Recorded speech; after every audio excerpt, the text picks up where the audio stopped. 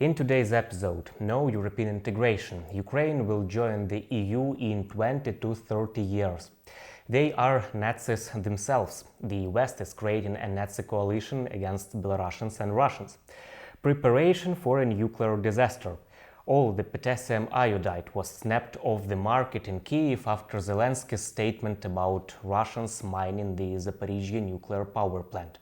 Our analytical team at Detector Media is on constant watch, tracking the spread of the boldest fakes from Kremlin propaganda.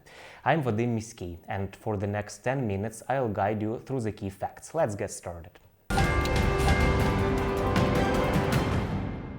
Ukraine will join the EU in 20 to 30 years. This manipulative claim is being spread by Kremlin propaganda. Russian media refer to a statement by Ursula von der Leyen.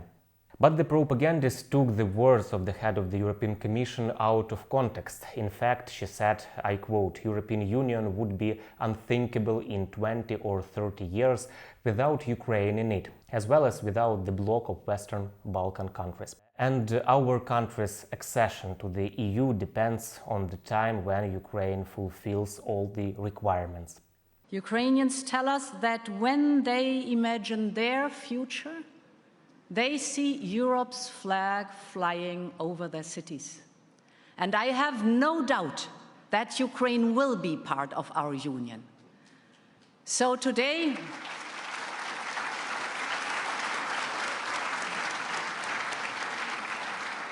I want to announce two new steps. The first is about Ukraine's reforms and its path towards EU membership. Despite the war, Ukraine has accelerated its reform agenda with impressive speed and resolve. We in the European Union want to match efforts and dedication. And this is why today the European Commission presents a new oral update on the progress Ukraine made, on judicial reform, on anti-corruption, on new laws for media freedom and international minorities, for example. With these reforms, Ukraine also sends a powerful message to private investors. They will get the transparency, the fairness, and the functioning institutions they need to invest in Ukraine. And this is especially important because we need the private sector to step into. Because it is you, the private sector, with your invaluable expertise and your financial firepower that will help Ukraine realize its dreams. Using such manipulations, propagandists are trying to discredit the European Union and convince Ukrainians that the West does not want Ukraine to become an EU member. Let me remind you that on June 23rd last year, Ukraine was granted the status of a candidate for accession to the European Union. Ukraine has revealed the number of soldiers killed and wounded in the counteroffensive. This information was spread by Kremlin propagandists. This is a lie. Stop Fake fact-checkers found out that the website with this data was created by Russians. It can only be accessed through the Russian search engine Yandex. There are no public projects that count the dead and wounded during Ukraine's counteroffensive. This is classified information. Putin has come up with some incredible statistics. The invaders' losses at the battlefield in Ukraine are allegedly 10 times lower than those of the Ukrainian armed forces. Потери у них очень большие, примерно больше даже, чем 1 к 10 по сравнению с российской армией. Это факт. Today the armed forces are slowly advancing, not retreating like the Russians, Volodymyr Zelenskyy said. The president of Ukraine is grateful to Western partners for their assistance during the counteroffensive. I want to thank to all Americans. We understand that it's more than 43 billion for today. It's big support, and I understand that it's all your money, but you have to know that you spend this money for not just for fighting. You spend this money for our lives. And I think that we save the lives for Europe and for all the world. So Thank you very much for this also summit. At the end of the summit we had, I think, this council had great success and security guarantees, as you said, that we began to speak about it in Kyiv. Joe Biden promised that Western partners would continue to support Ukraine. And the frustration, I can only imagine. I know you're many times frustrated about when things get to you quickly enough and what's getting to you and how we're getting there. But I promise you, the United States is doing everything we can to get you what you need as rapidly as we can get it to you. And the Secretary of Defense has been a constant, how can I say it, refrain from the Defense Department and everywhere else, and calling other Secretaries of Defense around the world to say, let's get some help. So I just want you to know it's real. And here in Vilnius, we held the first, as you well know, NATO-Ukraine Council. But you and I talked about this beforehand, about the commitments, the security commitments we were going to make while it becomes official, until it becomes official. And I think that's important.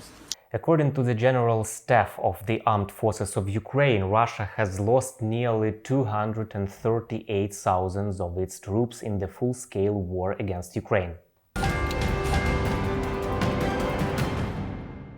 Kremlin propagandists are trying to exploit the painful topic of Nazism in Europe.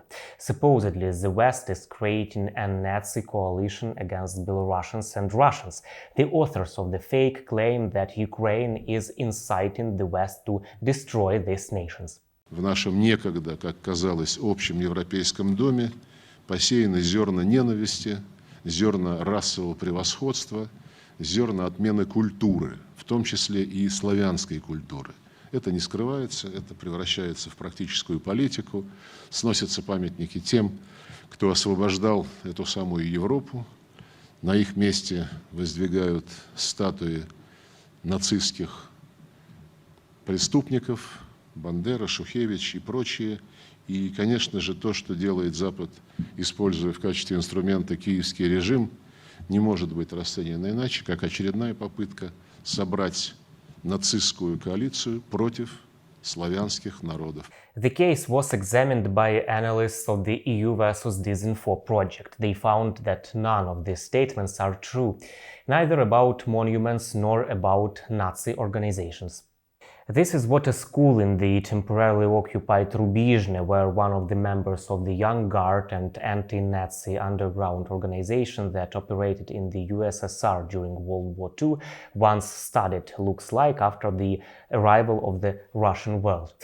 As you can see, the so-called Ukrainian Nazis did not remove the plaque. The school itself was still standing and classes were held there, but Russia came and destroyed everything. The Kremlin began using the myth of Nazi Europe after the annexation of Crimea. Propagandists are no less active in exploiting the issue of Ukrainians' health. Here is one example of a fake news story. In Kyiv, all potassium iodide was snatched off the shelves after Zelensky's statement about Russians mining the Zaporizhzhia NPP. This is a lie. Analysts of the VoxCheck project found out that the demand for potassium iodide pills has indeed increased, but they are available in many pharmacies in the capital. After the destruction of the Kakhovka hydroelectric power plant, Ukraine is well within reason to anticipate a terrorist attack on the Zaporizhzhia nuclear power plant. Росія повинна чітко усвідомлювати, світ бачить, до яких сценаріїв готуються терористи. І світ готовий реагувати. Радіація – це загроза для всіх. Для всіх у світі і атомна станція повинна бути повністю убезпечена від будь-яких радіаційних інцидентів. Instead, propagandists make extensive use of whataboutism. In response to criticism or a question, they reply with "What about you?" That is, they are trying to turn the tables on their opponents. украинская сторона собирается осуществить бомбардировки Запорожской АЭС. Да, в том числе и это, насколько я понимаю, и разведданные наших вооруженных сил, и показания, в том числе попавших в плен диверсантов, говорят о признаках подготовки такой атаки. Propagandists continue to threaten the world with nuclear war. However, Joe Biden now sees no real prospect of Putin using nuclear weapons. I don't think there's any real prospect, you never know, but of Putin using nuclear weapons. Not only has the West, but China and the rest of the world has said, don't go there. Don't go there. As a reminder, since the beginning of the full-scale war, Deputy Secretary of the Russian Security Council Dmitry Medvedev has threatened Ukraine and the world with nuclear weapons 57 times. The threats peaked in March of this year, when the International Criminal Court issued an arrest warrant for Putin. It is nice to hear from our American partners that Putin and co. have somewhat cooled down with the nuclear bombs. However, there is no reason to relax. Stay tuned to keep up to date with new fakes by Kremlin propagandists. Ukraine will win.